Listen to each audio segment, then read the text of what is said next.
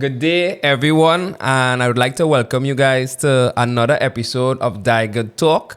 But this segment is a little bit different. We are showcasing entrepreneurs, business owners, and we are also in Entrepreneurship Month of November. And on this segment, we're going to get to know Mr. Akil Davis, right? He's going to introduce himself, and I hope you guys enjoy this segment. So my name is Akil Davis. I am the Managing Director of Altruistic Fitness and Nutrition.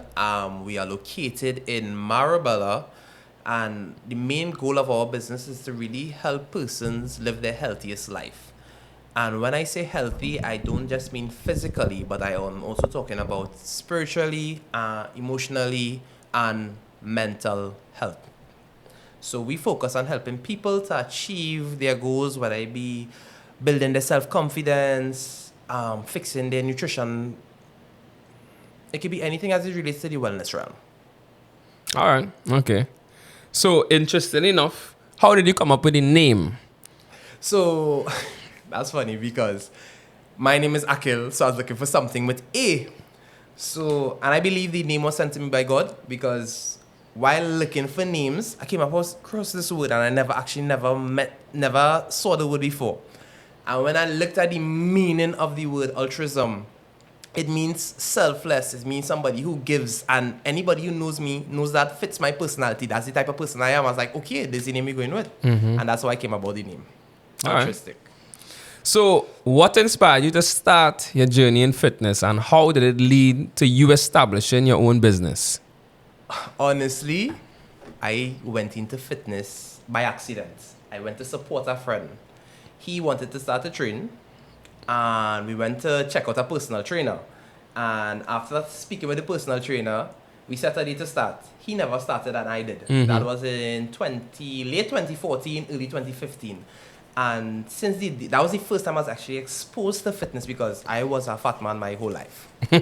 So within that, when I started to train in 2015, I never stopped training after that. I did not know physical activity. Training was so good for my body, my self-confidence. Like, for me, I understood the importance because where I was and the things I wasn't able to do when I started to train, I felt like a different person completely. And that is what encouraged me to train. And a couple years after, a friend and I, the same trainer, he turned out to be one of my really, really good friends. And I said, you know what? I say, never think about starting a business together. And we started a business in personal training. We had a little facility home by him we used to use. And then 2 years after, I branched off into my own thing. And that's how Altruistic came about. All right. So, interesting that you said it was God sent, right? Similar to me, I would say, like, when I started business, I didn't know what I wanted to do, but it just happened. I was just led to there, and then I just kept on the journey, and everything just started to develop. So I admire that is the same thinking and the same experience that you had, right? So, what is your core philosophy or approach to fitness, and how do you apply it in guiding your clients? So, a key thing for me in my life is discipline and consistency. So, reality is, there are a lot of realms to physical fitness, but nobody's going to do the work for you. You have to make the effort to do the work for yourself. And I believe with proper guidance and the right tools, anybody could achieve their goal as it relates to health and fitness. So a big thing for me is discipline. You see, discipline and consistency. We're not talking about no quick fix. We're not talking about no 12-week program. I try to teach lifestyle change. I try to teach healthy habits. I try to teach things that you will use for the rest of your life. So it's not about cutting out anything, but how can we incorporate this into my lifestyle? Because if you try to restrict everything at the beginning, more than likely you'll fail because you can't restrict things forever. Right, so yeah. You have to learn how to incorporate it into your current lifestyle. Because the thing is this, there is no one shoes that fit all. You have to learn your clients. You have to understand their lifestyle. You have to understand their practices. What could work for them? What could work for them? their thinking. A lot of times when two clients, same goal, same weight, but because of their thinking is different, so you have to approach the situation differently. So there's no one size that fits all, but for me, a big thing is discipline and consistency. Yeah. For you, how would you say you practice discipline and consistency? How do you get that? Because just interacting with people, you know that not everybody has those traits. What is your secret? I don't know. For me, I have always been a person that is disciplined because I believe that nobody's going to do it for you. But I read a book recently, when I say recently, maybe within the last year, Atomic Habits. And I learned it's about the little things you do in your day that make the big difference. So just by changing your routine, so like maybe you don't have to get up early every morning. I mean, the times will vary based on your lifestyle. But I religiously get up 5 o'clock every morning, start my day with prayer, worship, and reading my scripture. And I set my tone for the day. And that, for me, that helps me throughout my day. So that's like a next thing I did was on a weekend. So I have a mental health day every week. Religiously on a Tuesday, I would focus on myself, like things I like to do. So I'll go and read, I'll probably go for a jog, I'll go and swim. That day is for me to refresh and recuperate because I generally have a very, very busy lifestyle. Right. Yeah, so to me, it's little things you have to do. I mean, the more you read and the more your knowledge, my knowledge expanded, I realized there are so much tools to help you achieve your goals. So in terms of the discipline, it's creating healthy habits that improve your lifestyle. Right. Whatever your goal is, look for habits that will help you achieve that goal. And anything you're doing outside of that, well, probably shouldn't be doing it. Just cut it out. All right. Notably, again, I know you said that this whole path was your calling, but was there any other moments when you felt like, yeah, boy, God really sent this to me and I need to follow this path? So, interestingly enough, when I branched off and separated by myself to start my business, God made my transition so seamless. So I didn't know nothing about managing a business. I didn't know about registering a business. I didn't know anything about accounting. I didn't know anything about forms. But I have a great network of friends. Right, yeah. And from me making a decision to do my own thing, within 7 days, I had a friend design my logo. I had a friend who's a lawyer design my forms. I had a next friend set up my platforms. It was so seamless that I gotta be like, God, you really say when you trust you, everything does fall into place. Even a couple years after, well, that was in the initial, right? A couple years after, God provided me with the tools. A lot of things happened that just made the process so seamless that I was able to open my own personal studio. And for me, that was a big thing because I have not been in the fitness industry as long as a lot of people. And in terms of progress, because you will look at the standard and try to measure, I find in terms of the time I'm here, it has been such a smooth flow, and God has been consistently providing me with the tools I needed and the people I needed to achieve that goal. So I could see God in everything I do. Everything from getting my own personal studio, from how I even started fitness by chance. I have somebody and then that person taught me a lot.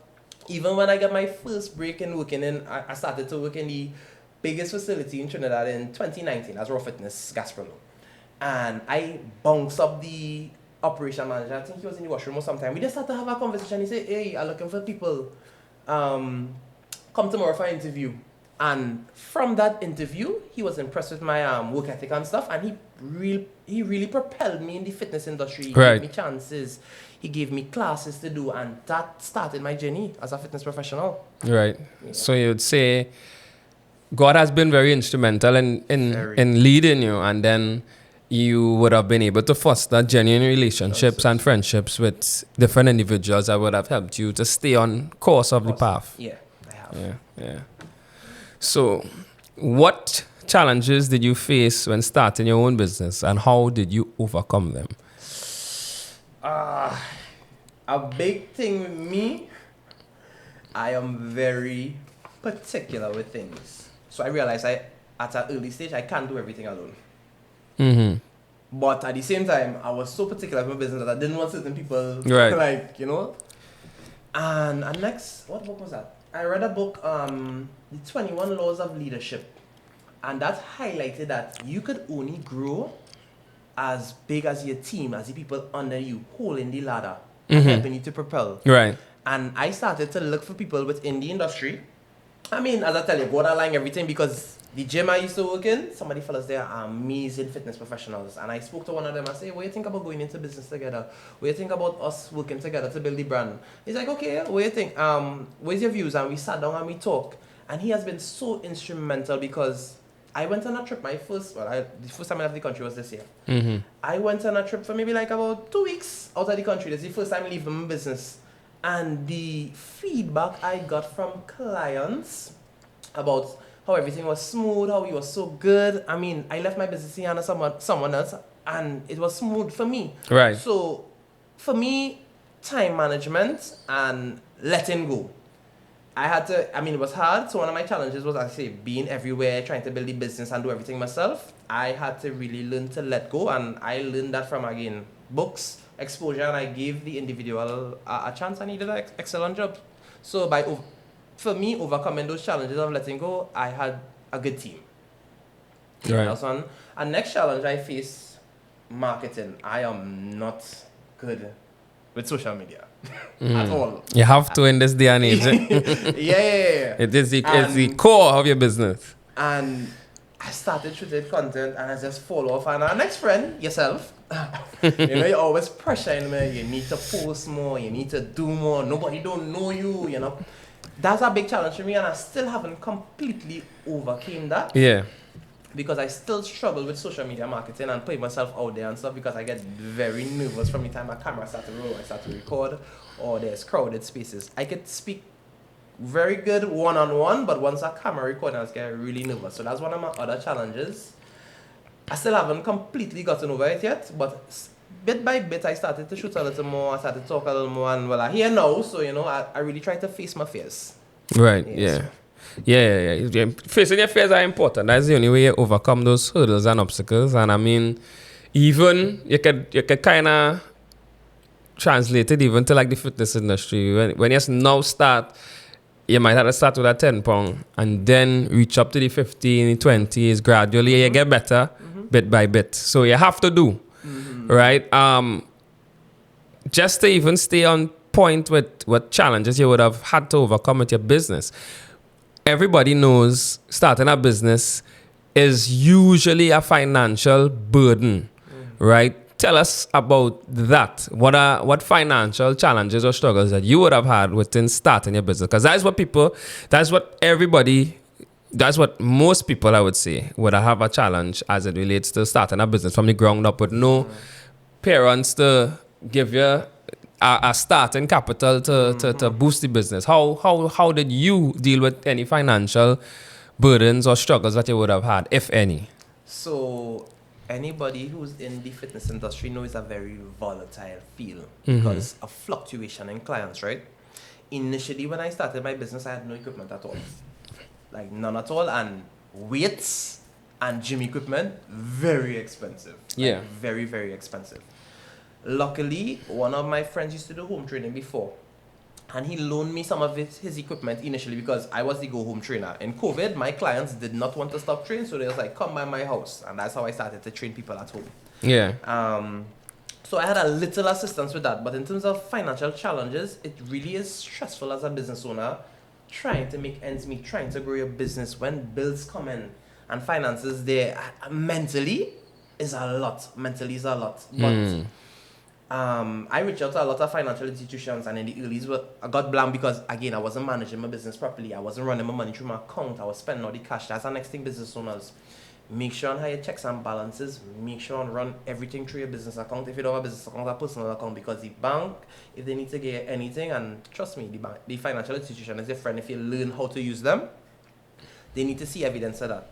For me, that was mentally draining. Financially, I was like, how am I going to do this? How am I going to do that? I want to expand. And I decided to look for different avenues. And again, for me, I had to slow down because I hear God telling me, hey, slow down. Stop worrying. I literally had one of my friends, her gift is prophesying, and I sat down with her and she said, God is saying, don't worry. Literally, yeah, this real thing. And I didn't tell her any of my stress and any of my struggles. We were praying. And she's like, God is going to make a way. He's seeing you searching. You're looking for the clientele. You're looking for the revenue. You're looking for this. And that was like 2 months before I opened my studio. And that just calmed me somewhat. And I was like, you know what? God, I tried to do this by myself. If this is where you place me, you will make a way. And God started to open doors. And to be honest, for me to overcome those financial restraints, I had to reach out to people. I had to network. Again, I would have taken a lot of business loans in the last year. And I know for me, I was very risk adverse. So I had friends telling me, boy, all that interest, boy, don't spend that money, boy, do it piece by piece. I don't like to do things piece by piece. I mean, if I could take a loan and do everything one time, that's how I will do it. And I reached out to financial institutions, and I had a friend recommend me, and I got the help. I got the help from the banks, and because of that help from the banks, I was able to open my studio I don't want to say on my own. Me, God, and I had a good network, but generally, I got help. I got help from the financial institutions. I got help from business owners who had the experience, who was able to guide me. I would always say mentorship very important. I don't need to know everything. I believe everybody have a skill set, and if you're looking to improve in a particular area, reach out to somebody who specializes in that skill set. Don't try to do everything. My field is health and fitness. I'm not trying to be an accountant. I'm not trying to be a social media marketer. I would have reached out to people in the financial realm, and they guided me accordingly. And I mean, business owners who have the experience as well, and that is how I was able to accomplish to overcome those financial burdens with guidance, with the banks, with proper making sure your books proper, and God, yeah. So, key aspect, like in everything that we've been saying, is that God has been very instrumental. Your network has been very instrumental, right? And just basically resilience, not giving up. Nah, I don't know the meaning that you would quit. Anybody know me? I'll be like, this is the problem. We need to find a solution. We don't want to dwell on the problem. Yeah. This is to fix it.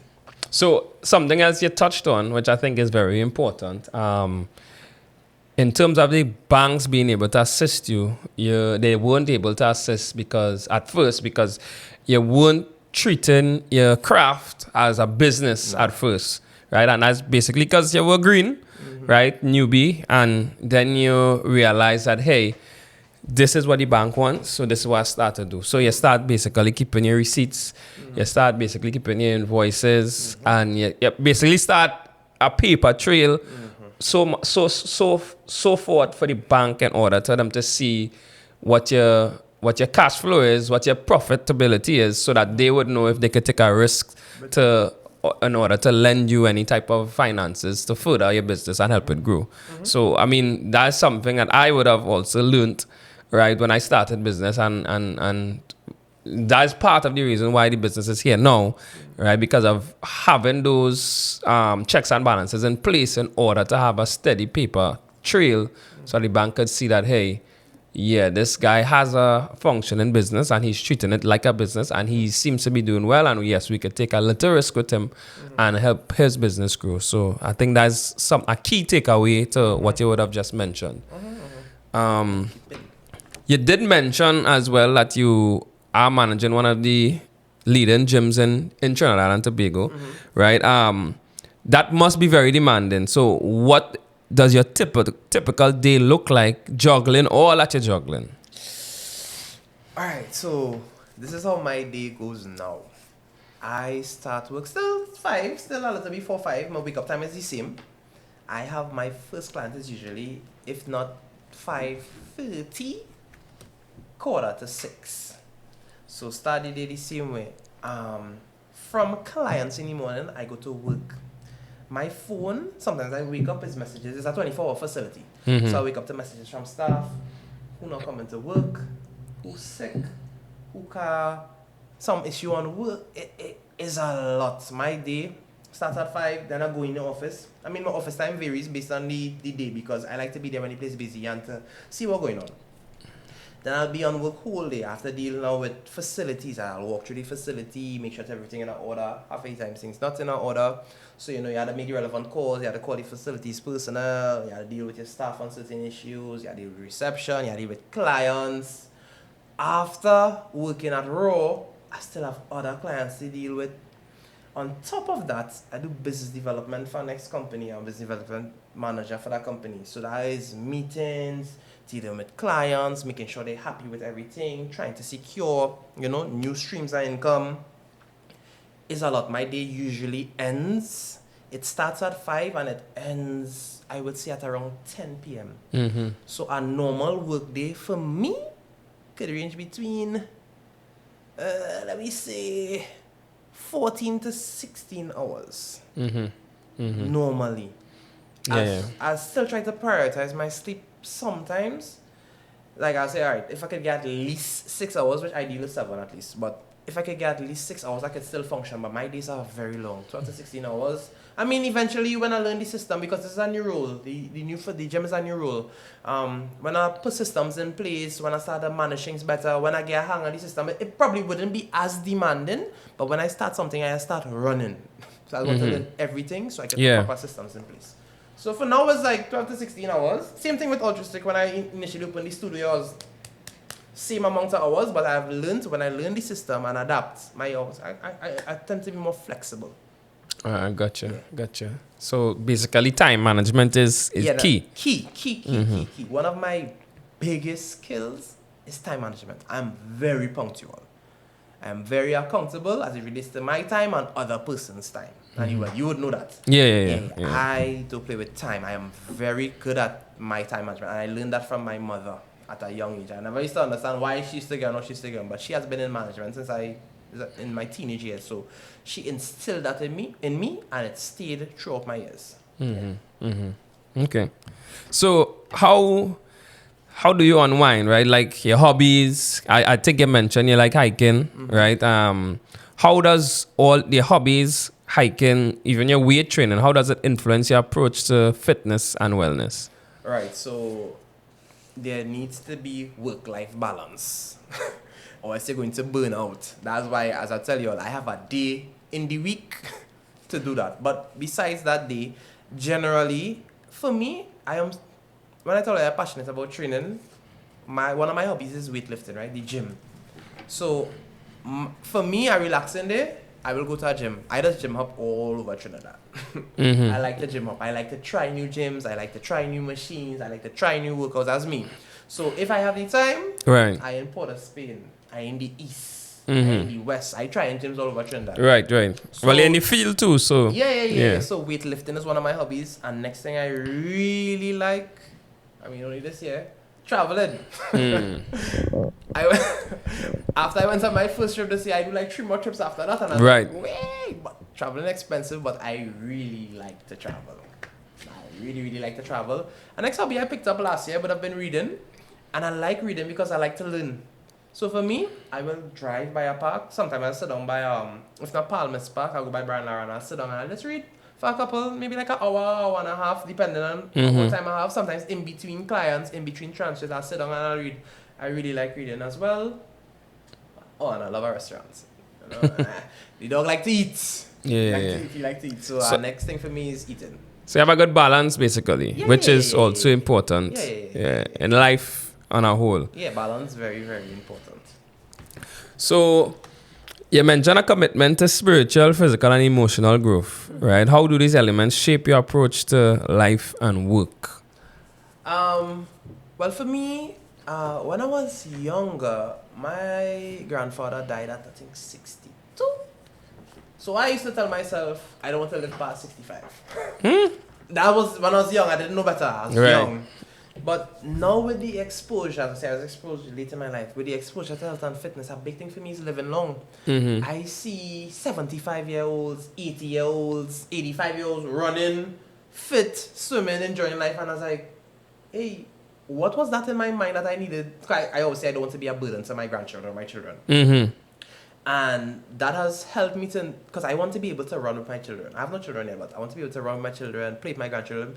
I want to be fit. I don't want to be struggling to climb up some stairs. You know, people are saying, well, Bella flats, so put a room downstairs. So when I go, I want to be 85 and still be able to run up them stairs the same way as when I was 20. Mm-hmm. So physically, for me, that's a big focus because I want to retain my muscle. And I know after 30, your muscles naturally start to deteriorate. So it's good to keep physically active. Right, yeah. In terms of emotional intelligence, I realize a lot of people don't know how to express the emotions. Mm-hmm, mm-hmm. I read a book, started to read, I didn't finish it because it's kind of contrary to my belief, but I started to read emotional intelligence and then relational intelligence. And I learned plenty times people going through things. Plenty times people don't have the capacity to express themselves the way they want to. This is what they learn, this is what they see. So I learned a little more, I'll say, understanding for people who are different places in their life because I mean everybody at different stages, everybody mature differently. So the emotional aspect really helped me in terms of understanding how to express myself because I was real hasty and I just get upset quick. I just get irritated quick. Stupidity does irritate me. But I learned everybody different, everybody at different places. So I now need to learn how to express myself when I'm upset. And I have improved a lot because I used to be very hasty and that helped me to manage my emotions. The key thing in these two things was the spiritual. God has done such a work in me because me 10 years ago was a whole different person. People who knew me in my past, like a lot of people, you know, people don't ever forget your past. And I would always say, don't be held in bondage by things you would have done when you didn't know better. For me, God spoke to me. God gave me the guidance. God gave me a sense of peace where nothing changed around me. The relations didn't change. The people didn't change. Just my perspective on life. Understanding that, you know, some people don't know. Some people are blinded by scales. Some people, you can't expect you from people. And vice versa. Yeah. And people can't expect them from you. Yeah. So when I started to read my scripture some more and understand the Bible, I adapted a little more grace with relations because I will lock you off now and I ain't talking to you again in life. But I understand that, you know, some people has been going through things, some people do know better, you know. Spiritually, God told me I needed to be a little more compassionate, a little more understanding, a little more gracious with people. Compassion is not my strong suit. I just be like, I believe people just know why they're doing what they're doing. And when you make that choice to do something to wrong me, they understand that consequence. But God told me, you know, the same way we might do things to the wrong persons, the same way every day we just do things to the wrong God. Yeah. And He has forgiven us. We need to also be forgiven towards others as well. So that, again, that element, that spiritual element really helped me transform my life. I mean, I still have work to do. I mean, I ain't gonna get maybe 8 out of 10 times I might get, but that 2 times, you know. It's happened. But I have, the spiritual part has really helped me be a calmer, more reserved person. I mean, anybody who know me know I bubbly. If I not bubbly, it means something you don't irritate me and my aura doesn't emit. I doesn't emit my aura, so you just know when I upset. So I've learned to kind of curtail that, and yeah, God has done a work, man, and I'm real grateful for that. So those 3 things tied in: physical, emotional, spiritual. But the spiritual is like the glue that holds everything together. Yeah, that holds everything together. So yeah. So this is a very important question here. A deep question, not just for business owners or service providers, or to me it transcends to every single individual, right? So how do you keep yourself motivated and inspired, especially when faced with personal or professional challenges? You know, start a life. How do you stay motivated? Honestly, I am not motivated all the time. That's natural. I am not motivated all the time. But for me, my community, boy, sometimes my core circle, when they start to see me deviating, they say like, why didn't you say I was doing this, boy? You ain't accomplished this yet, boy. So they try to keep you accountable. They try to keep me accountable. I mean, I generally accountable to myself, but something about that extra nudge, boy. Honestly, I can do life without community, you know. I have people that does hold me to task. Yeah, yeah, I mean, yeah. I hold people to task too. So I have people that hold me to task, and sometimes when I'm not motivated, it's more than just, as I say, in personal things, just be like, remember, there's this standard. There's what you say you're going to do. Keep at it. I know it's not easy. I know it's not hard. Support, boy. Yeah, yeah, yeah. Support, boy. Trying to do life alone or trying to do everything alone is stressful. It's stressful. It's hard. I don't think we was designed to do life alone. So for me, in terms of motivating me, boy, my core circle, boy. When I down and when I out, I know I could call somebody and talk to them about anything. It could be any. It's not different people. I'll go for different things, but in different spheres of my life, boy. When I go into something emotionally, I know I have a bridge and I can call her, dog. This is thing. Stress boy thing. A personal thing. Oh. And if I need business advice, well, you know, I call you. I was like, can you think about this, boy? I want to do so. Yeah, like, to me, a support system really important. You're not going to be motivated all the time. You're not going to be focused all the time. I mean, Correct. you have to pull yourself, But when you have people behind you saying, I seen you slacking off here, you know, thing. Sometimes you just need a little nudge. And I feel like I just get a message in the right time. Every time I uncertain about a situation or feeling like, you sure God thing?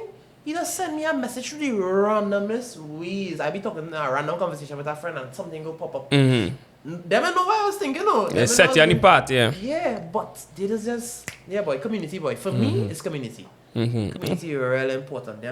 That core circle to keep you accountable, that circle, people who, I mean, it's rare, but people who genuinely want to see you good, do you good. You see that, you need that, boy. You need that. For me, it's that. That's Support. motivating me. Support. Okay. Back to fitness. What's one common fitness myth that you often have to debunk with your clients? Well, keep it on nutrition. Oh, no, we can keep it on fitness. Females feel if they lift weights, it's going to look like a man. I don't know where they get that from. Right. But that is so, like, they will see bodybuilders. I mean, they might watch TV, they might see bodybuilders. Genetics is a big part to play in how your body develops as it releases the muscles, right? Unless you're taking some substance to counteract that. But that's a big thing. Females feel if the lift weights are going to get bulky or they're going to look like a man. And I don't know where to learn that from, but that is so far from the truth. You're just going to develop muscle. Developing muscle doesn't make you look like a man. Right. And next one in the nutrition realm, flour get fat. Nothing in itself does get you fat. Like, you have to eat in a surplus to get fat. You can eat any single thing in moderation. As Right. most people are. The only deterrent from you eating something is if you have some kind of comorbidity or something that allergy that restricts you from eating something in particular. But other than that, you could fit anything into a balanced That. Okay. anything. Moderation is key, basically. Moderation is key. I mean, I would say when you have a goal, for me, when I have a goal in mind, like say, alright, I really want to use all the 10 pounds of a little wedding coming up. I will restrict certain things for a short period of time, but I don't teach that. I teach balance. I teach incorporating foods into your normal lifestyle, how you normally eat. And you probably just need to adjust the portion sizing. Because people will say, boy, I ain't eating plenty, but I get big. Yes, you're eating plenty. You're not going to porn with unless you're eating in a surplus. It's either that or you're not moving at all. Yeah. So that's our next big myth. Like eating carbs or eating bread go get you fat. That's our next myth in the fitness realm. Okay. So how do you see the fitness industry evolving, and especially in Trinidad and Tobago? What role do you hope to play in that evolution? One, the fitness industry has evolved a lot because the science now is not an opinionated thing. It has so much studies that relates to the health and fitness realm that you could go and read a review. I mean, well, multiple reviews because people let's be a little biased sometimes, but I think the availability of knowledge, YouTube studies on the internet that you could see for yourself that shows how your body reacts to a certain type of training or a certain volume of training or a certain food. Like, for me, that's really important.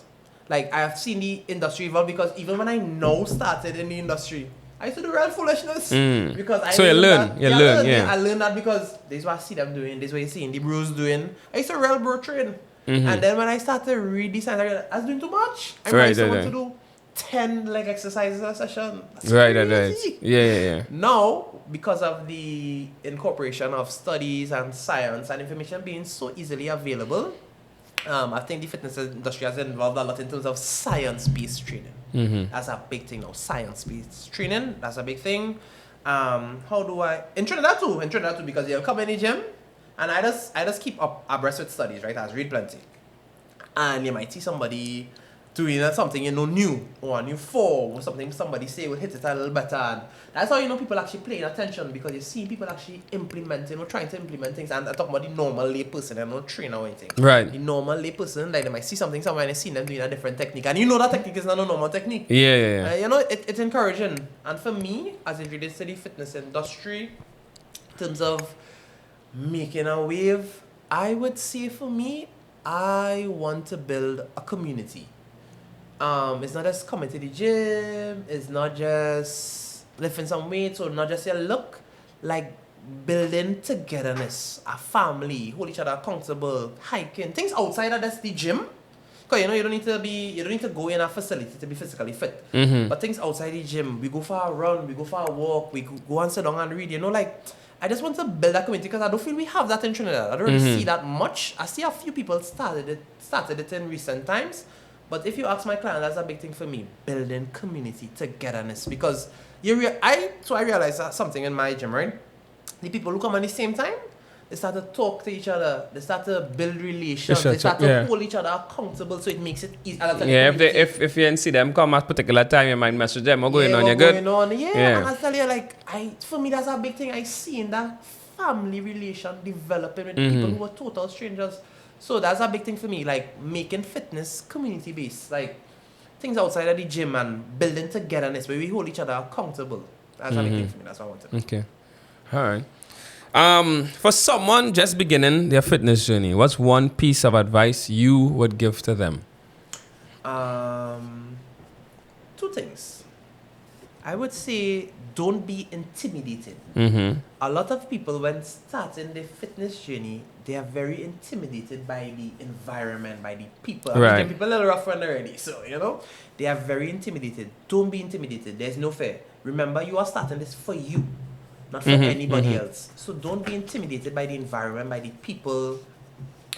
Keep to your goal. Stay focused, and don't be intimidated. And next one will be consistency beats intensity. A lot of people start off hot and sweaty and they want to do the most and do everything and then fall off, you burn out. The most important thing to do is stay consistent. I know a lot of people feel they need to train every day. That is far, far, far from the truth. I just tell people, if your life does change, your lifestyle does get busy, a lot of things just happen. But you can't tell me you don't have an hour in your day at all. You don't have an hour. Like you stop training for a month or 2 months because your schedule is so busy, so you didn't get an hour in the week. I say, even if you can reach to the gym every day, if you could go on a walk, if you change up something, do some type of activity. So consistency, stay on the journey. Don't ever fall off. Though you see people like the yo-yo. Start 3 months, stop 3 months, start 3 months. You're not gonna see the results like that. Yeah. You're not going to get progress like that. Yeah. So my next thing is consistency over intensity. Stay consistent. Stick to the goals. Even if you can't make 5 days, you're making 2. That's still good. Better than none. Better than falling off. Yeah. So that's because it's harder to start back when you fall off for a long period of time. Yeah. It'll be real hard. And I think too, you will build. If you've been training for at least a year, you build no kind of muscle, no kind of consistency, no kind of programming. You start 2 months and then you fall off for 3. And then you start back for 2 months again. And then you fall off for the next 3. Or you start 2, you fall off 1. You start 1, you fall off 1. You don't get yourself time to adapt, because the body does adapt. Yeah. You don't get yourself time to adapt. So my thing is consistency. Stay on it. Don't ever, you see, 3 weeks are not training, they're not good. Stay on it. Do you have any memorable success stories from clients that you have impacted personally? Yeah, a couple. So I'll talk about one of my more mature clients, 63 or 65 boy. When she came to me, she couldn't climb her stairs without pain. She used to tell me that she will walk, knee pain and back pain. Right, yeah. So she would tell me she will, when she her bedroom upstairs, when she coming downstairs, she walking with everything for the day to go downstairs. So she don't have to go back up. She don't have to go back up the stairs because it was so painful. And she was real intimidated when she joined the gym. Real intimidated. She never trained her whole life, but she had to. The doctor recommended.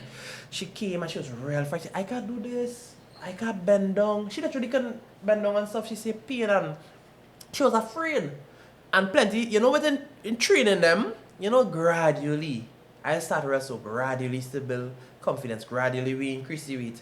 And the time something fall, and she's like, oh, she can pick it up for me because she can't bend.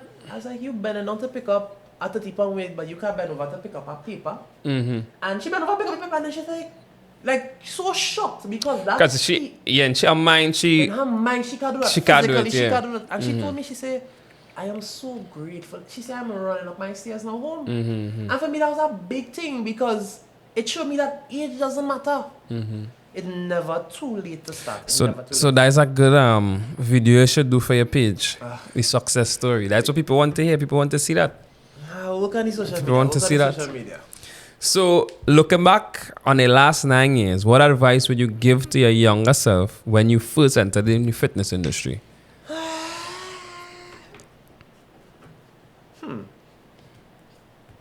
Get your books in order early. Make your life easier. The man could have get money.